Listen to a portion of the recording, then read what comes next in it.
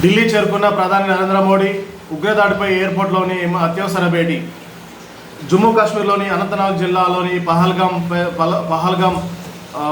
పహల్గాంలో పర్యాటకులపై భీకర దాడి నేపథ్యంలో ప్రధాని నరేంద్ర మోడీ తన సౌదీ పర్యటనను అర్ధాంతరంగా ముగించుకొని భారత్ తిరిగి చేరుకున్నారు.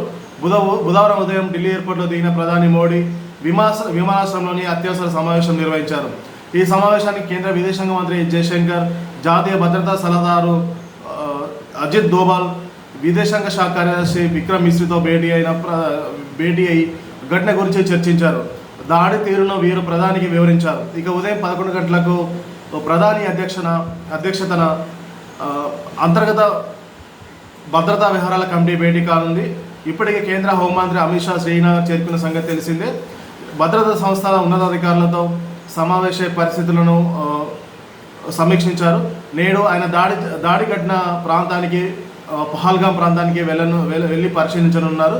కాశ్మీర్లో మినీ స్విట్జర్లాండ్గా పేరొందిన పహల్గాం సమీపాన బైసరన్ లోయలో ఉగ్రవాదులు మంగళవారం భీకరమైన దాడులు చేశారు. ఈ దాడుల్లో 28 మంది పర్యాటకులు మృతి చెందగా 10ల సంఖ్యలో గాయపడ్డారు.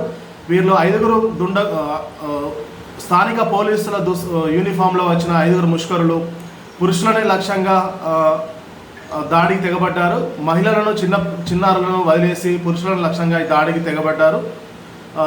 దాడికి అనంతరం ఆ కాల్పుల శబ్దం విని భద్రతా దళాలు అప్రమత్తం అవడంతో భద్రతా దళాలు సంఘటన చేరుకోవడంతో ఈ 5 ముష్కరులు అక్కడి నుంచి పారిపోయి సమీపమైన అడవుల్లోకి పారిపోయారు.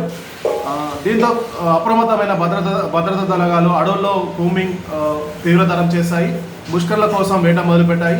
ఎట్టి పరిస్థితుల్లో వదిలిపెట్టేది లేదని భద్రతా దళాలు పేర్కొంటున్నాయి.